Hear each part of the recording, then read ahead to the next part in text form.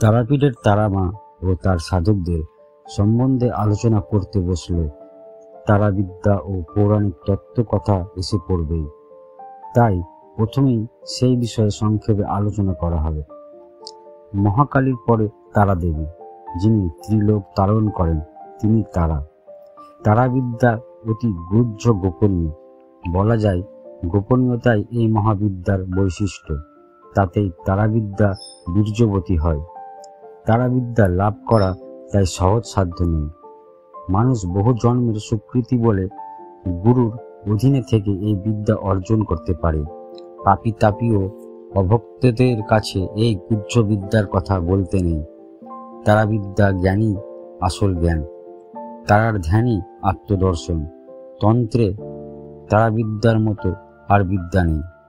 তারাবিদ্যার স্মরণেই মানুষ মৃত্যুঞ্জয়ী হয় এবং চতুর্বিধ মুক্তি লাভ করে। তারাবিদ্যা মন্ত্রের প্রভাবে মানুষ ত্রিলোক খ্যাত হয়ে থাকে।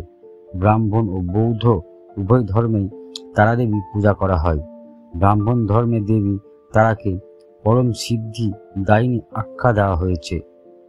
বৌদ্ধ মহাযান ধর্মে দেবী তারা হলেন অবলোকিতেশ্বরের শক্তি। ব্রাহ্মণ্য ধর্মে দেবী দুর্গার মতো তারাদেবীও শক্তিশালিনী ও প্রধানা দেবী। বৌদ্ধ মহাযানপন্থীরা তারাদেবীকে পরবর্তী বিভিন্ন বুদ্ধ ও বোধিসত্ত্বদের জননী ও সৃষ্টির কারণ বলে মনে করেন। হিন্দুতন্ত্রে তারাদেবীর রূপ বর্ণনা, ধ্যান ও সাধনা বিধির উল্লেখ করা আছে, কিন্তু বৌদ্ধতন্ত্রে তারা রূপ বৈচিত্র্য, ধ্যান ও ভেদ বিশেষভাবে উল্লেখযোগ্য। শব্দ ব্রহ্মময় আদ্যা শক্তি এই জগতের তারা এক জটা ও নীল সরস্বতী নামে পূজিত হন। তন্ত্রে বলা হয়েছে তিনি লীলায় ব্রাগ প্রদান করেন, তাই তিনি নীল সরস্বতী। আবার তিনি নীলবর্ণা বলেও নীল সরস্বতী নামে পূজিতা। মস্তকে একটি মাত্র জটা থাকায় তিনি শিবা এক জটা নামে খ্যাত। তিনি ত্রিভুবনের তারণহার, তাই সুখ মোক্ষ প্রদায়িনী।